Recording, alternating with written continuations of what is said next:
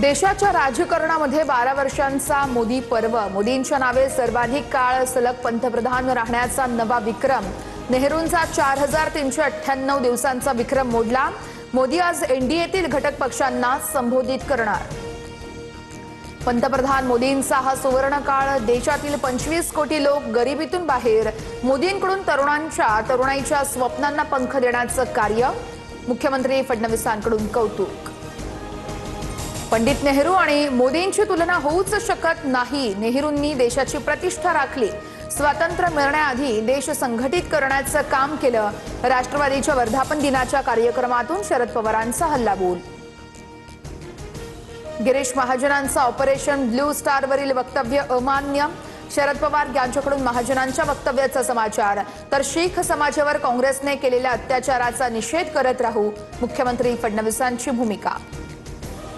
सगळेच कष्ट करतात, पण काही जण कष्ट न करतातही पुढे जातात। छगन भुजबळ यांचं सूचक वक्तव्य। भुजबळांचा रोख नेमका कोणाकडे, सर्वत्र चर्चा। गोकुळ गीते आज उपमुख्यमंत्री शिंदेंची भेट घेणार। गीते अद्यापही नाशिक विधान परिषद निवडणूक लढण्यावर ठाम। मी तडजोड करणाऱ्या कार्यकर्त्यांनाही गीतेंची स्पष्ट भूमिका। उपमुख्यमंत्री शिंदेंनी आज संध्याकाळी 7 वाजता तातडीची बैठक बोलावली। नंदनवन निवासस्थानी नाशिकच्या बंडखोरीवर चर्चा। तोडगा निघणार का, याकडे लक्ष।